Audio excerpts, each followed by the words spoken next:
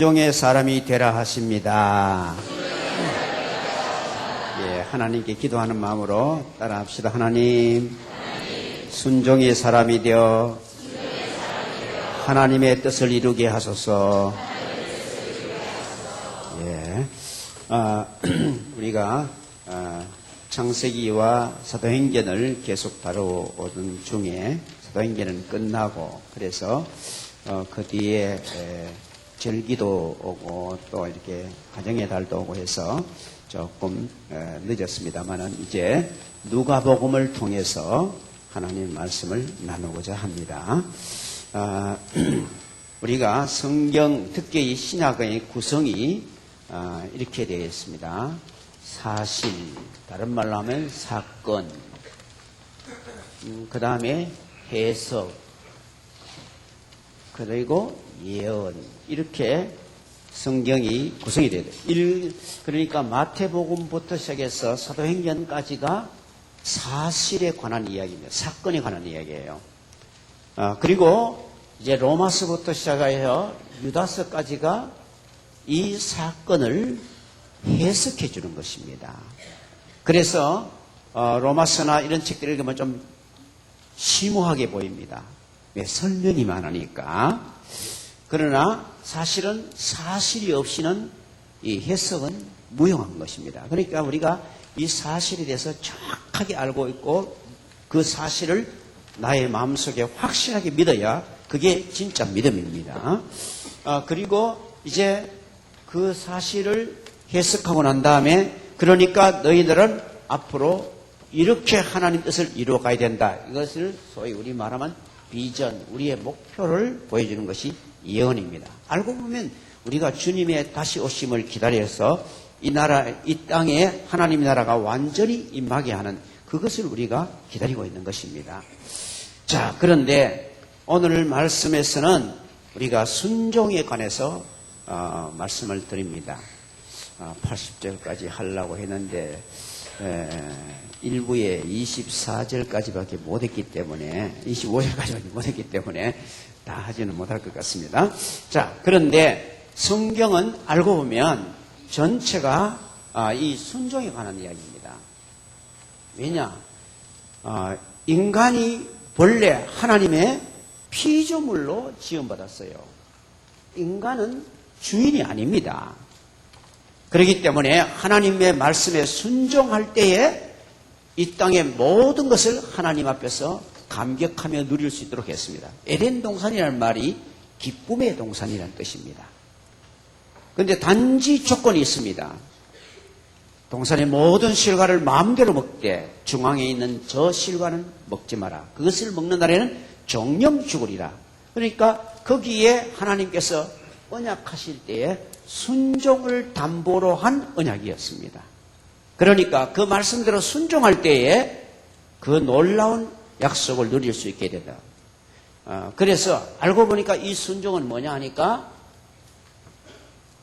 믿음의 열매라 이 말입니다.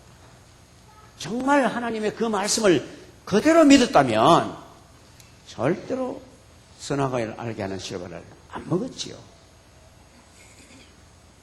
그런데 하나님께서 그렇게 말씀했는데 그 말씀을 믿지 않고 사탄이 꾀이는 말을 듣고 자기 머리를 굴렸습니다.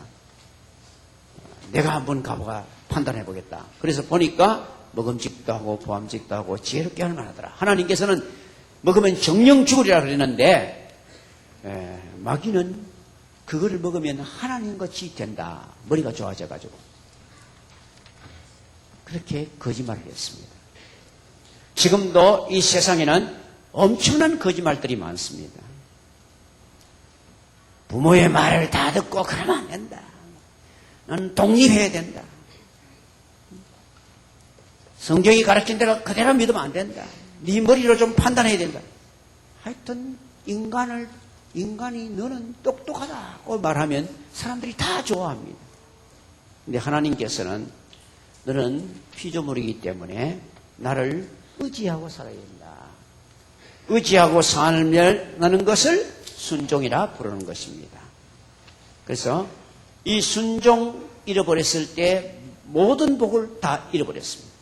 그래서 우리는 다시 순종을 회복하는 것이 하나님의 은혜와 복을 회복하는 길이라 이 말입니다. 자, 1절에서 3절, 4절까지는 이 복음서의 서론입니다. 근데 서론이 있는 복음서는 누가복음밖에 없습니다. 다른 복음서 보세요. 전부 다 마태복음 보면 아브라함과 다윗에서 선 예수 그리스도의 세계라 바로 들어갑니다. 예수님의 정기거든. 정기인데 바로 예수님 바로 들어가버립니다. 마가복음에 보면도 바로 복음이 바로 나와버립니다. 그리고 요한복음에는 태초에 말씀이 계시다 읽어가지고 바로 예수님이 바로 나옵니다. 근데 누가복음만 왜 이 책을 썼다는 이유를 먼저 들었어요. 1절 보면 우리 중에 이루어진 사실에 대하여, 그래서 이 복음서부터 시작해서 사도행전까지는 뭐냐? 사실이다. 사실. 사건이다. 이거 말이에요. 처음부터 목격자와 말씀의 일꾼이 된 자들이 전하여 준 대로 내력을 저술하려고 붓을 든 사람이 많은지라. 그러니까 목격자들, 처음부터 목격자들, 그러니까 아마 최고의 목격자가 누구겠습니까? 마리아. 그러니까 제일 귀한 목격자가 바로 예수님 모친이었습니다. 그 다음에 오늘 나오는 세례 요한도 목격자였죠. 그래, 목격자. 그 다음에 말씀의 일꾼, 목격자와, 그 다음에 말씀의 일꾼은 뭡니까? 베드로, 요한, 야고보, 이런 사람들이 다 말씀의 일꾼이었어요. 이분들이 전하해 준 그대로 내력을 저술하였고 붓을 뜬 사람이 많았는데, 이 누가는 여러분이 잘 아시는 대로 의원입니다. 의사 선생님입니다. 그리고 누가만이 이방인입니다. 다른 세 복음서의 저자들은 전부 다 유대인입니다. 그래서 이 복음서가 4개가 기록된 이유는 예수님의 자취를 입체적으로 보여주기 위한 것입니다. 그래서 여러분들이 읽으실 때 조금 이렇게 주목해가 읽었는데, 마태복음은 읽어보면 전부가 뭐가 나오냐면 기록되었으되 라는 말이 계속 나옵니다. 이것은 유대인을 위해서 기록했습니다. 그래서 예수님도 유대인의 왕이라는 용어를 썼습니다. 유대인의 왕으로 오시니까 어디 계시뇨? 이렇게 찾아올 때도 그렇게 찾아왔죠. 그래서 이건 구약 성경을 알고 있는 사람에게 전했다 이 말입니다.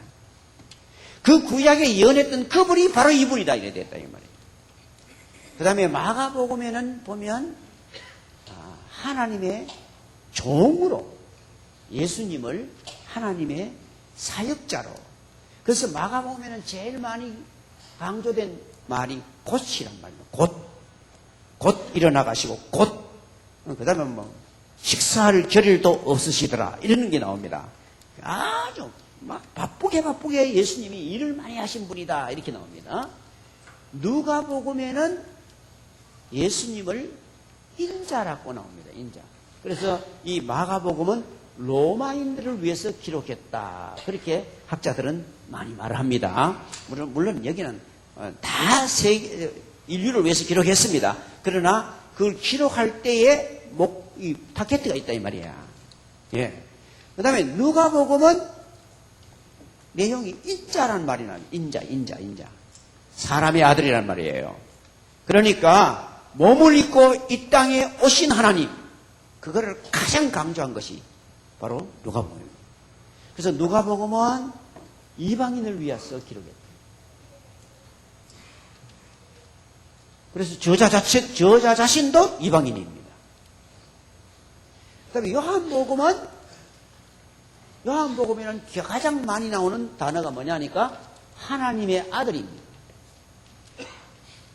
그래서 저 내용이 하나님의 아들을 믿는 자 계속 그렇게 나옵니다. 그러니까 요한복음은 뭐냐? 이 세 복음서가 기록된 후에 상당한 후에 기록해서 보충하는 복음서였습니다. 그래서 요한복음에는 중간에 갈로가 많이 나옵니다. 그렇게 말씀했는데 사실은 이런 뜻이었다. 제자들은 그때 못 알아먹었다. 이런 게 딱 나옵니다. 그리고 게바라 하리라 할 때 게바 갈로 안에 번역하면 베드로라 이렇게 나옵니다. 그 이유가 바로 요한복음은 그런 보충을 위해서 했어요. 그래서 이것을 사복음서를 다 이렇게 조명을 해봐야 예수님이 더 확실하게 보인다. 그 중에 이제 우리가 누가복음을 들어가는 겁니다. 자, 누가복음의 내용에 대해서 이야기했지요. 3절 봅시다. 그 모든 일을 근원부터 자세히 미루어 살핀 나도. 그러니까 이 누가복음은 특징이 뭐냐 하니까 순서를 따라서 쫙 기록했습니다. 마태복음은 읽어보면 설교는 설교대로, 이적은 이적대로 이렇게 많이 편집이 되어 있습니다. 물론 역사적으로 약간 이렇게 되어 있습니다. 그러나 그게 조금 무시된 경우가 많습니다. 그런데 누가복음은 순서를 따라서 쭉 따라갔습니다. 그래서 누가복음은 정말 읽으면 우리가 주님을 이해하는데 가장 쉽게 이해할 수 있도록 기록한 겁니다. 그리고 근원부터 자세히 살펴나도 네오빌로 각하에게 차례로 써보내는 것이 좋은 줄 알았네. 이게 누구가 이 편지를 받았느냐 하니까 데오빌로 각하였습니다. 예. 이 같은 책을 지난번에 우리가 배웠던 사도행전도 이 누가가 썼거든요. 같은 데오빌로에게 보냈습니다. 근데 누가복음에 가면 각하라는 말이 떨어져 봅니다. 왜 그런가? 이때는 아직까지 데오빌로가 믿음이 깊지 못했습니다. 지금도 우리가 교회에 나오시는 분 보고 아직 믿음이 어린 분 오면 사장님 하면 이렇게 부르기도 합니다. 왜요? 그분이 예수를 믿지만 아직까지 믿음이 어리니까 사회적 신분을 좀 이야기하면 그분에게 좀 도움 되겠다 싶어서 사장님 오셨습니까? 이렇게 말해요. 그러나 이제 2년 3년 지나가지고 그분이 확실하게 예수 잘 믿고 집사님이 되어버려. 그러면 그때 사장님 안 갑니다. 집사님 왔습니까? 이렇게 물었지. 그거 똑같은 겁니다. 그래서 사도행전을 쓸 때는 벌써 이분의 신앙이 많이 자라서 데오빌로 각하하는 거 붙일 필요 없었어요. 데오빌로요 이래 되어버렸어요. 그 차이입니다. 그런 걸 잘 아시면 좋겠습니다. 예, 이런 것들 우리가 말씀을 또 하는데 상식적으로 좀 알아놔야 되거든요. 그 다음 4절이 뭐냐니까 목적입니다. 왜 데오빌로에게 이 말씀을 전했느냐? 각하가 알고 있는 바를 더 확실하게 알게 하려 함이라. 그러니까 뭘 말합니까? 지금 믿고 있습니다. 알고 있습니다. 근데 확실하게 확신을 갖게 하기 위한 겁니다. 우리가 예수 믿으면 구원받습니다. 그러나 확신이 있어야 다른 사람에게 나누어 줄 수가 있습니다. 확신이 없는 사람은 자기는 겨우 신앙생활을 유지할지 모르나 남에게 복음을 나누어 줄 수가 없습니다. 그래서 우리가 이 누가복음을 통해서 우리도 더 깊이 확신을 갖고 다른 사람에게 하나님의 소식을 나누어 주는 하나님의 사람이 되시기를 주 이름으로 축원합니다. 자, 그러면 이제 본론으로 들어갑니다. 유대왕 헤롯 때에 아비야 반열에 제사장한 사람이 있었으니 이름은 스가랴요 그 아내의 이름은 아론의 자손이니 이름은 엘리사벳이라. 오늘 내용은 예수님 오시기 전에 예수님을 소개하는 사람이 한 분을 보냈는데 그분이 누구냐니까 세례 요한입니다. 그런데 그 세례 요한의 아버지 이름이 스가랴고 어머니 이름이 엘리사벳입니다. 그런데 이 두 분은 다 아론 지파야. 그러니까 아론의 후손이에요. 그러니까 철두철미 제사장 가문이었다 이 말입니다. 그래가지고 이분들이 또 다음 절 보면 이제 5절은 가문 이야기고 6절은 신앙생활 이야기입니다. 자, 그분들이 아주 가문도 대단한 가문인데 거기에 걸맞는 신앙생활을 했습니다. 정말 멋진 이 두 사람이 하나님 앞에서 의인이라고 그랬어요. 의인이라 이 말은요, 하나님 말씀대로 믿은 사람이란 뜻입니다. 의인은 믿음으로 말미암아 살리라. 근데 이거는 하나님 말씀을 그대로 믿은 사람입니다. 그 다음에 또 거기다가 주의 모든 계명과 규례대로 흠이 없이 행하더라. 이 사람들은 믿음이 있을 뿐 아니라 믿음 있는 것이 순종으로 증명되었다 이 말입니다. 그렇게 의인은 바로 의인은 믿음으로 사는 사람입니다. 그런데 이 사람들이 행함이 있는 믿음을 가졌다 이 말이에요. 그 성경에 행함이 없는 믿음은 그 자체가 죽은 것이라 이랬어요. 그게 이 사람은 이 두 분은 정말 믿음이 살아있는 믿음, 훌륭한 믿음을 가졌다. 자, 이제 거기까지 이제 소개가 끝나고 엘리사벳이 잉태를 못함으로 그들이 자식이 없고 두 사람이 나이가 많더라. 보통 이런 것 같으면 이렇게 가문도 좋고 정말 믿음 좋고 순종 잘했고 이러면 아들 딸 잘 낳고 큰 복을 받아서 사람들에게 사표가 되었다 이런 말을 나오면 아주 어울리죠. 그런데 자식이 없었다. 정말 아기를 못 낳는 것이 그때는 너무 힘든 사람들에게 말하기 어려운 그런 것인데 지금 나이가 아무리 적어도 60은 넘었을 것으로 짐작이 됩니다. 이게 나이 많다 이거 말하면 그런데 아기를 못 낳았어요. 그리고 우리가 이걸 알아야 됩니다. 성경에는 예외가 많이 있다는 것을 기록해 둔 겁니다. 그러니까 그렇게 믿음이 좋고 그렇게 신앙생활을 잘하는데도 인간적으로 볼 때에 안 풀리는 일도 있다. 나중에 보니까 그게 뭡니까? 큰 복을 받을 징조였다 이 말이에요. 그러니까 사람의 생각으로 썩 되는 것이 우리가 보통 형통하다 이렇게 생각하기 쉬운데 그런 형통도 있지만은 하나님께서 유보된 형통도 있다는 거예요.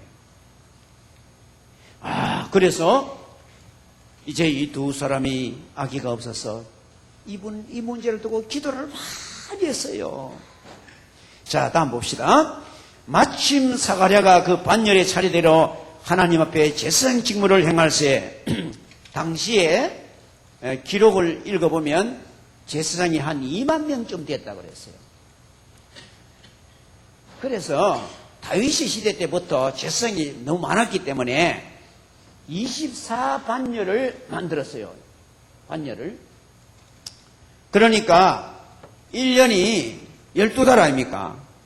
그래 반달씩 나눠가지고 이제 섬겼다 이 말입니다. 그 반열을 만들어가 그러고 난 다음에 또 그 24반열에 속하는 걸 보름 섬기는데 그것도 거기서도 또 제사장 수가 많으니까 오늘 누가 어디 가서 분양을 할 것이냐 제비를 뽑았어요. 그래서 그날 제비 뽑힌 사람이 사가랴였습니다. 거의 일평생 한 번도 못 본 사람도 있답니다. 그러니까 아주 특별한 하나님의 은혜를 입은 거죠. 자, 이제 그래서 얼마나 감격스럽게 사역하러 들어갑니다. 제사장의 전례대로 제비를 뽑아 주의 성전에 들어가 분향하고 이제 향단에다가 분향을 이것은 뭐냐면 백성을 대표해서 기도하러 들어가는 겁니다. 백성을 대표해서 온 백성을 대신해서 하나님께 나가 기도하는 겁니다. 자, 그런데 모든 백성은 분향하는 시간에 밖에서 기도하더니 그러니까 뜰에서 저 성전 뜰에서 백성들은 전부 우리 제사장님이 뒤가가 지금 분향을 하는데 잘하고 실수 없이 잘하고 나오셔야 되는데 하면서 잘 기도했다. 이건 왜냐하면 아론의 아들 나답과 아비후가 다른 불을 가지고 들어갔다가 죽은 적이 있습니다. 그 분향하러 들어갔다 죽은 거예요. 그래서 이스라엘 백성들은 제사장이 직무하러 들어갈 때 하나님 뜻대로 잘해서 하나님께 정말 민족에게 복을 주도록 그걸 위해서 배워서 기도해야 돼요. 여러분들도요 교회 오면 제일 먼저요 목사님 오늘 말씀 전하도록 기도해야 됩니다. 그냥 뭐 적당하게 거지같이 잡수려고 하면 그냥 있어도 돼. 그렇지만은 하나님 말씀은 정말 은혜롭게 잘 받으려고 하면, 우리 목사님 오늘 말씀 전할 때 정말 지혜롭게, 은혜롭게, 정말 능력 있게 전할 수 있도록 해달라고 간절히 기도해야 돼요. 이때도 안에 들어가서 지금 직무하는 분은 직무하지만은 밖에 백성들은 간절히 기도했어요. 자, 그런데 정말 놀라운 체험을 하게 됐습니다. 주의 사자가 그에게 나타나 향단 우편에 그렇게 보면 천사가 나타난 거예요. 들어가서 향을 피웁니다. 향단이 이렇게 있거든요. 근데 오른쪽에 천사가 나타났어요. 나타나니까 사가랴가 보고 놀라며 무서워하니, 그러니까 이런 일이 자주 있었단 말입니까? 자주 없었단 말입니까? 예. 아주 드문 체험이었다 이거예요. 그러니까 하나님께서 임재하시는데 천사를 보내가지고 말씀을 직접 주셨다는 거예요. 그러니까 너무 놀라가지고 무서워가지고 벌벌 떨었다는 거죠. 그러니까 천사가 그에게 이르되 사가랴여 무서워하지 마라. 너의 간구가 들린지라. 내 아내 엘리사벳이 내게 아들을 낳아주리니 그 이름을 요한이라 하라. 그러니까 지금까지 이 사가랴가 무슨 기도를 많이 했단 말입니까? 아버지여, 우리 집에도 아들 하나 주셔서 하나님의 일을 대를 이어할 수 있도록, 자녀는 하나님의 상급이라 했는데 우리 집에도 그 귀한 상급을 주옵소서. 간구를 했다 이거야. 간절히 기도를 했다 이거야. 그런데 그 기도가 이제야 저 우산 가지고 저는 누구야? 옆에 있는 분들이 간섭을 해야 됩니다. 어린 아기들이 예배를 옳게 안 드리면 옆에 사람이 바로 간섭해야 돼요. 왜냐? 그게 사회적 교육입니다. 내만 예배 드리고 저거 건드리면 저 엄마가 또 싫어할지 모르는데 이러면 안 돼요.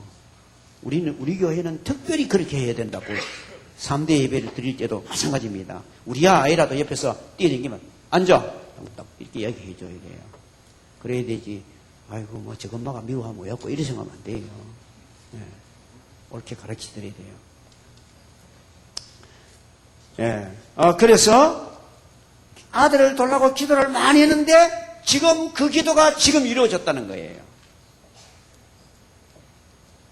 자, 그러면서 내 아내 엘리사벳이 아들을 낳아줄 테니까 그 이름이 요한이에요. 요한이라는 말은 여호와의 총애라는 뜻입니다. 여호와 하나님의 특별 사랑을 받은 자다 이 말이에요. 요한이라는 이름이 대단히 좋은 이름이래요. 그러면서 너도 기뻐하고 즐거워할 것이고 많은 사람도 그의 태어남을 기뻐할 것이다. 그러니까 요한이 태어나는 것이 요한 가문에도 기쁨이지만은 이스라엘 민족 자체의 기쁨이다 이거야. 그래서 많은 사람이 기뻐하는 거야. 왜냐? 이유를 썼어요. 이유. 이는 그가 주 앞에서 큰 자가 될 것이다. 그래 하나님이 크게 들어쓰시는 사람이 될 것이다. 주 앞에서 큰 자가 딴 거 아니에요. 하나님이 크게 들어쓰시는 사람이 바로 주 앞에서 큰 자예요. 그리고 예수님도 나중에 뭐라고 합니까? 여자가 낳은 자 중에 제일 큰 자라고 이랬어요. 그만큼 이 요한이 대단한 분입니다. 왜냐? 예수님을 세상에 소개하는 분이었기 때문에. 여러분도 위대한 사람 되는 길은요, 예수님을 세상에 소개하는 위대한 사람 됩니다. 그러면서 포도주나 독주를 마시지 아니하며, 이 말은 뭐냐면 나시린이라는 거예요. 나시린. 그래서 포도주도 먹지 않고 소주도 먹지 않고 포도씨도 안 먹습니다. 이런 사람은. 이게 세속적인, 그러니까 인간적인 이런 쾌락에 빠지지 않고 순수하게 하나님을 섬기는 사람이 된다는 거예요. 그리고 여러분이 아시는 평생 나시린. 그리고 보통 이제 나시린 그러면 이제 6개월 나시린이 있어요.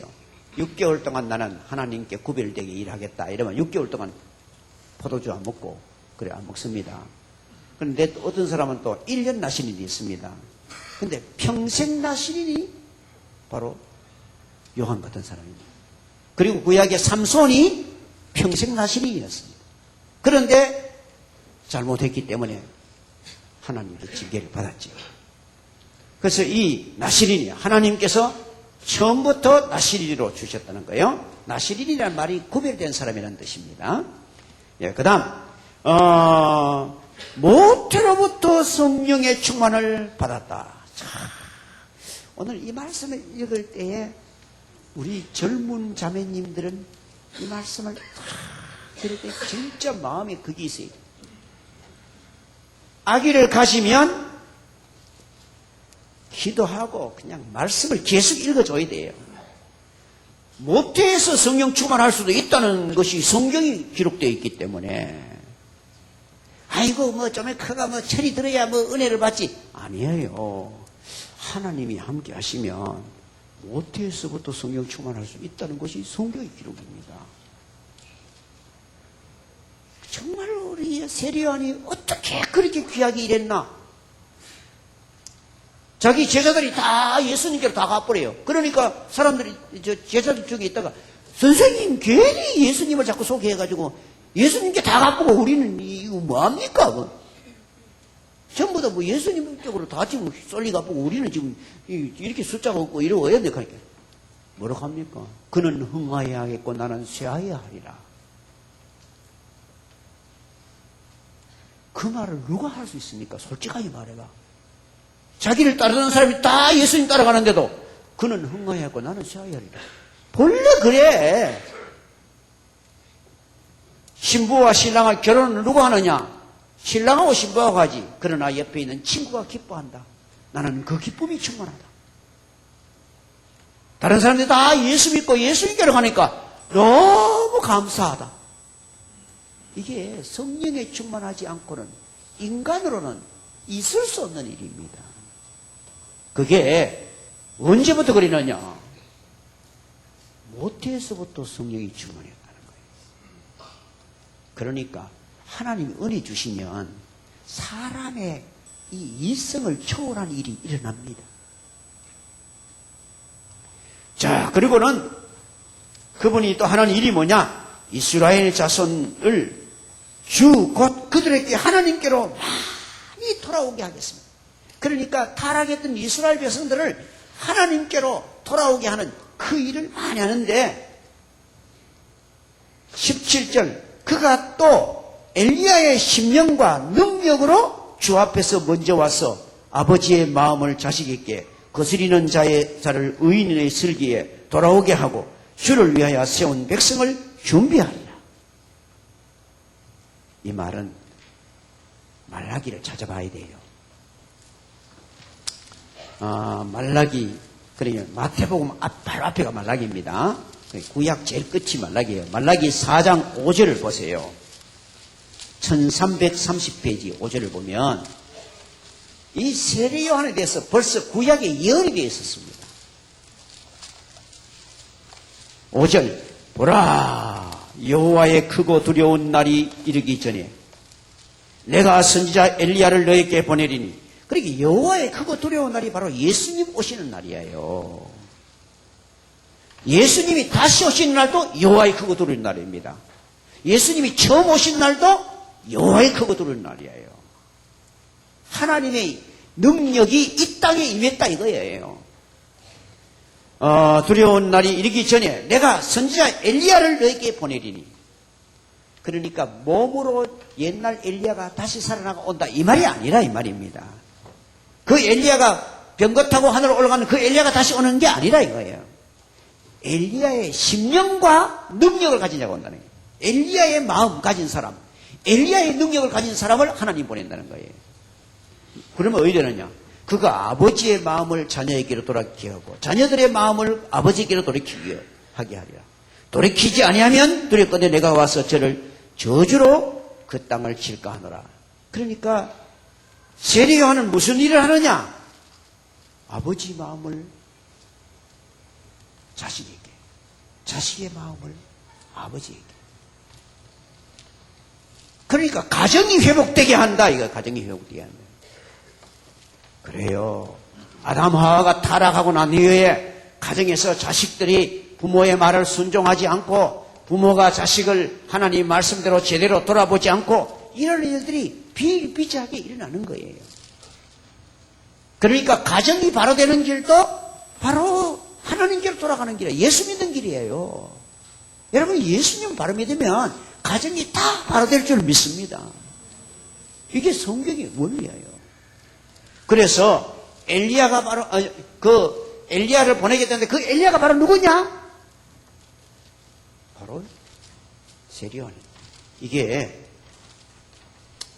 마태복음 11장에 가보면 그게 예수님이 나중에 직접 그렇게 말씀하십니다.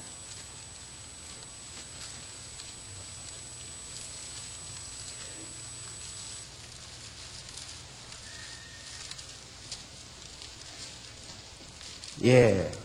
마태복음 11장 예수님이 나중에 말씀하시거든요. 13절 보세요. 모든 선지자와 율법에 예언한 것은 요한까지니 다 같이 시작. 만일 너희가 즐겨 받을진대 오리라 한 엘리야가 곧 이 사람이라. 바로 세례 요한을 소개하면서 예수님이 그렇게 말씀했습니다. 그러니까 세례 요한은 정말 하나님께서 쓰시는 특별한 분이었습니다. 그런데 사가랴가 이 말을 듣고 아멘 할렐루야 이랬으면 얼마나 좋겠습니까? 그런데 사가랴가 17절 보니까 아니 18절에 사가랴가 천사에게 이르되 내가 이것을 어떻게 알리오? 내가 늙고 아내도 나이가 많으니이다. 이거 누구가 했는 말하고 똑같은 말인지 압니까? 창세기 17장 17절 보면 아브라함이 요 말을 했어요. 아브라함에게 내가 너에게 내년 이맘때에 자식을 주겠다. 너에게 자식을 주겠다. 아이고 내가 늙었고 내 아내도 늙었는데 어떻게 그런 일이 있겠습니까? 이 말했는데 그렇게 이거 보면 옛날이나 지금이나 사람이 하나님이 전능하시다, 하나님의 뭐 능력이 크시다, 막 고백을 잘하는데 그게 내한테 딱 임하면 어이구 그런 일이 어찌 있겠습니까? 이분이 누구예요? 사가랴가 요새 말하면 목사님이에요. 목사님이니까 얼마나 전능하신 하나님을 믿으십시오. 하나님은 전능하십니다. 설교도 잘하고 기도도 잘했을 겁니다. 그런데 하나님께서 여희야 너를 통해서 내가 일을 하겠다 그렇게 말했을 때 아멘 감사합니다 이렇게 말하지 않고 아이고 어째 그런 일이 있겠습니까? 그럼 우리가 하나님께 순종해야 되는데 제일 중요한 순종이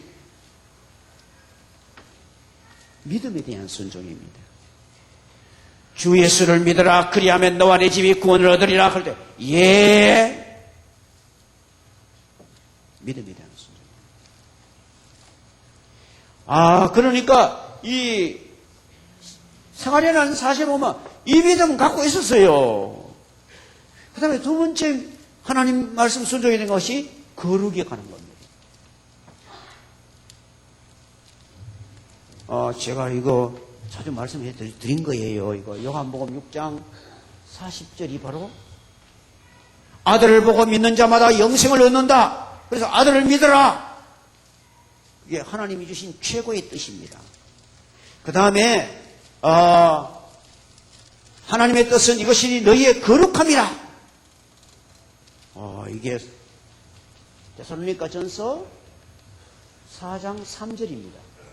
근데 거룩이 뭐냐? 디모데전서 4장 5절입니다. 하나님의 말씀과 기도로 거룩하여집니다. 하나님 말씀을 말씀대로 믿고 순종하는 것이라. 그래서 성경이 뭐라고 합니까? 개가 토하였던 것을 다시 먹으면 안 된다. 그렇게 되면 안 된다 이거야. 돼지가 씻었다가 다시 시궁창으로 돌아가면 안 된다. 너희는 그러면 안 된다 이거야. 우리는 예수 믿는 순간 거룩을 얻었어요. 근데 다시 개가 토하였던 거 먹는 것처럼 옛생활로 돌아오면 안 된다. 그것을 방지하기 위해서 주신 것이 말씀이다 이거예요. 그래서 말씀과 기도로 말씀을 붙잡고 순종하기 위해서 기도하고 순종할 때에 하나님께서 우리에게 은혜를 주실 겁니다. 그리고 제가 전에도 말씀했죠. 그 다음에는 사명입니다. 이 살전 5장 16절에서 18절 항상 기뻐하라 쉬지 말고 기도하라 범사에 감사하라 이는 그리스도 예수 안에서 너희를 향하신 하나님의 뜻이다. 이게 바로 우리 성도가 이 땅에 살면서 하나님을 크게 기쁘게 해드리는 거예요. 사명의 사람이 되는 겁니다. 그저 내가 예수 믿고 구원받는 거기서 그치지 않고 은혜에 충만하여 그 은혜를 다른 사람에게 나눠주는 사람이 되라는 거예요. 이때도 사가랴가 지금까지 기도를 잘했습니다. 거룩한 생활을 살았다고 분명히 나왔잖아요. 거기까지 잘했어요. 그런데 이제 내가 너를 통해서 너 아들을 통해서 그 일을 하겠는데 너를 내게 네 생애를 내게 바쳐라. 그럴 때 아이고 내가 지금 나이가 많아가지고 내가 무슨 힘이 있습니까? 돈이 있습니까? 뭐가 우리에게도 하나님께서 가장 원하는 것은 뭐냐? 줍니다. 여러분 자신입니다. 여러분이 갖고 있는 재능, 물질 그걸 원하는 것이 아니라 하나님은 나 자신을 원합니다. 이 가정의 최고의 하나님께서 주고자 하는 은혜가 뭡니까? 요한입니다. 너는 요한을 그렇게 키워라 이 말이야. 내가 너에게 주겠는데 이 요한을 통해서 아버지가 자식을 돌아보고 자식이 아버지로 돌아오고 질서를 회복하여 가정이 회복되는 그 일을 하기 위해서 네 가정에서 너 아이를 바로 키워서 그 사명을 감당하는 귀한 하나님의 사람으로 키워라 이거예요. 그래서 이게 설명이 이렇게 많은 거예요. 그냥 말하면. 그런데 아이고 하나님 그거는 제가 곤란합니다. 왜 곤란합니까? 다음 나오지요? 내가 늙고 아내도 나이가 많으리다. 그러니까 천사가 뭐라고 대답하나 봅시다. 천사가 대답하여 이르되 나는 하나님 앞에 서 있는 가브리엘이라 좋은 소식을 전하라고 내게 말하라고 보내심을 받았노라. 그러니 이 소식은 좋은 소식입니까? 나쁜 소식입니까? 하나님 앞에 큰 자가 나는데 이거 얼마나 좋은 소식입니까? 여자가 낳은 자 중에 가장 위대한 사람이 바로 이 요한이었습니다. 그런데도 불구하고 이 말을 들을 때에 저는 그거를 감당할 수 없습니다. 그랬더니 20절 보라 이 일이 되는 날까지 내가 말 못하는 자가 되어 능히 말을 못하리니 이는 내 말을 믿지 아니함이거니와 때가 이르면 내 말은 이루어지리라 하더라. 이래가지고 사가랴가 벙어리가 되었습니다. 벙어리가 된 게 참 다행입니다. 벙어리가 안 됐다면 뭐 해야 되겠어요? 나가가지고 아이고 오늘 내가 그런 걸 봤는데 진짜 왜 그런가 모르겠다. 아이고 참나. 그래서는 나중에 아이가 하나님이 태어나도록 하시면 웃음거리 됩니다. 아이고 목사님이 어째 이까고 저까지만은 그래도 하나님이 그래요. 그래서 하나님께서 가만히 있거라. 내가 한다. 네가 하는 게 아니고 내가 한다. 걱정하지 마라. 그래요. 하나님은 하나님이 하시는 줄 믿으시길 바랍니다. 단지 내가 믿음으로 순종으로 화답할 때에 나를 증인으로 삼으십니다. 믿음으로 화답하지 않으면 그 일은 이루어지나 나를 통한 증거는 나타나지 않습니다. 정말 사가랴가 너무 참 안타까운 거죠. 자, 그리고 넘어갑시다.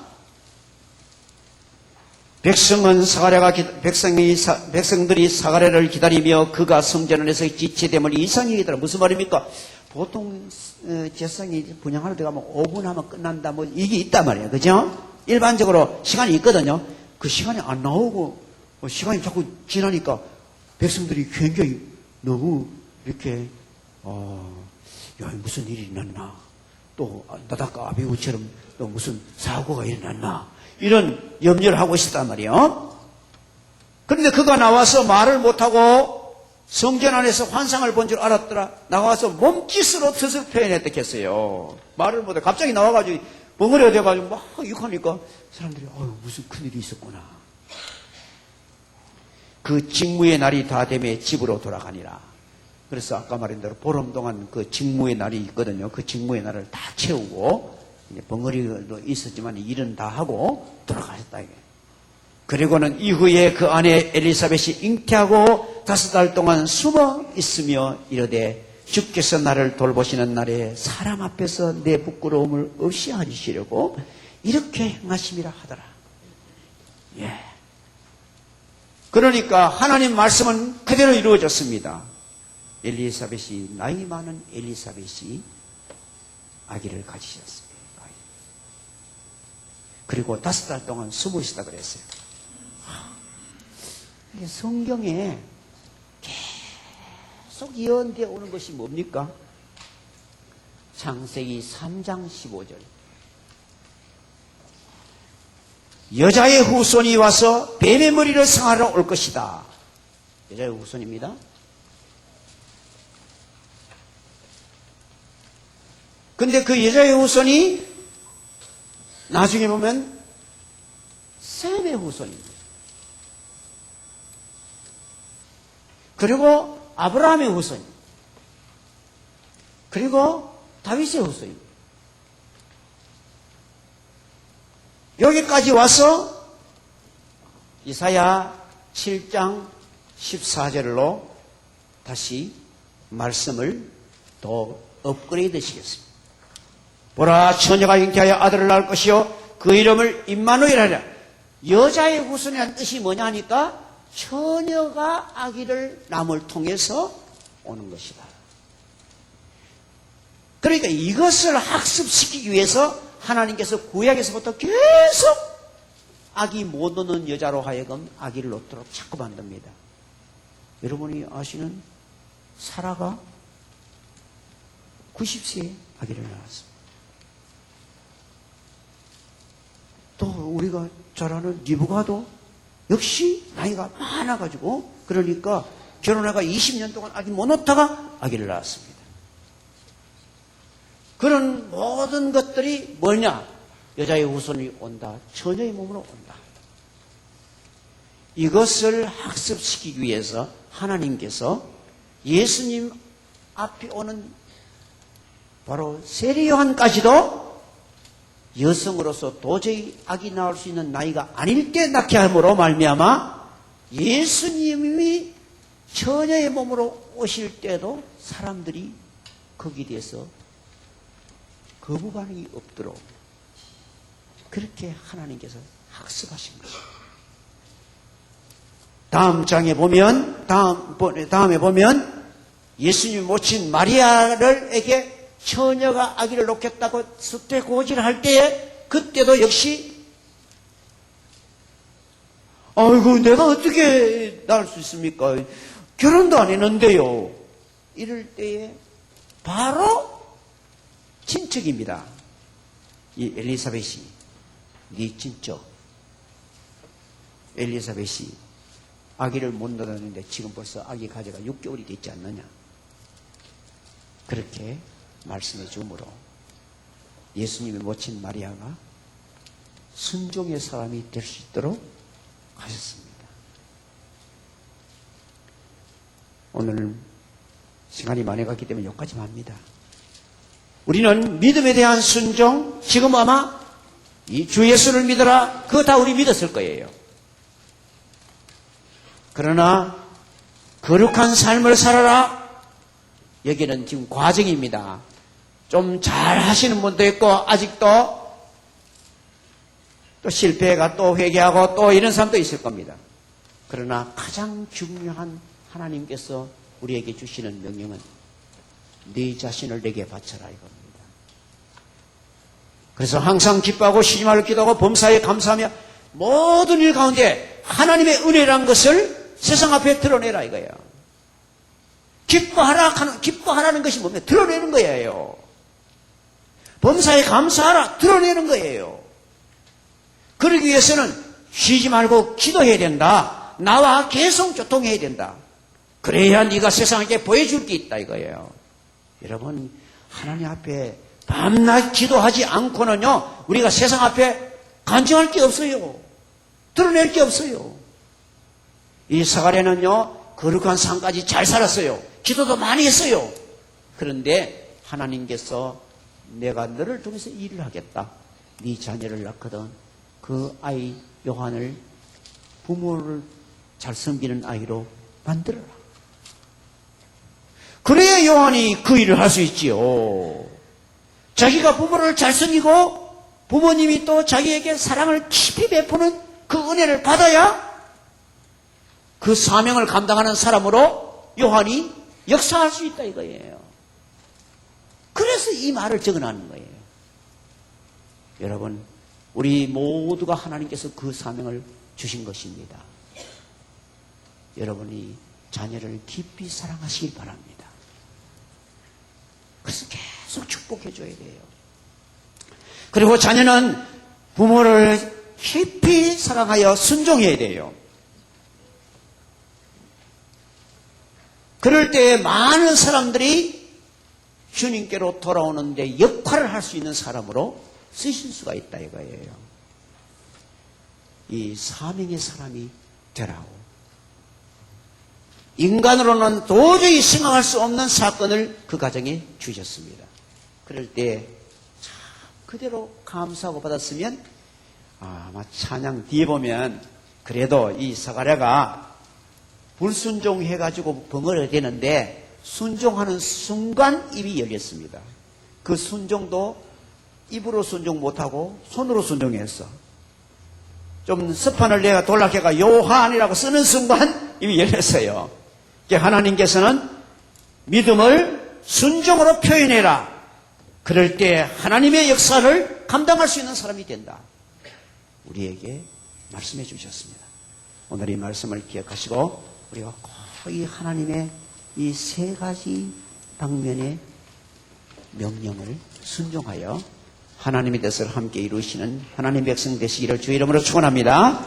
기도하겠습니다. 아버지 하나님 감사합니다. 이 시간도 우리에게 세례 요한의 가정에 일어났던 사건을 통하여 우리에게 교훈을 주시려고 이 말씀을 주신 것을 감사합니다. 아버지의 말씀이 내게 임할 때에 내 가슴에 하나님께서 말씀을 주실 때에 아멘 하며 순종할 수 있도록 은혜 베풀어 주시옵소서. 우리는 예수 믿는 그 믿음에 순종을 하여 하나님의 자녀가 된 것을 감사합니다. 이제는 하나님 말씀대로 순종하여 거룩한 삶을 살게 하옵소서. 뿐만 아니라 우리는 이 땅에 나가서 하나님의 이 은혜를 증거하는 사명의 사람이 되게 하여 주옵소서. 그러기 위해서 날마다 기도하여 하나님의 은혜의 기쁨을 세상 앞에 보여주게 하시고 감사를 우리의 모든 여건에서 감사할 줄 아는 사람이 되어 세상을 변화시키는 데 쓰임받게 하여 주옵소서. 예수님 이름으로 기도하옵나이다. 아멘.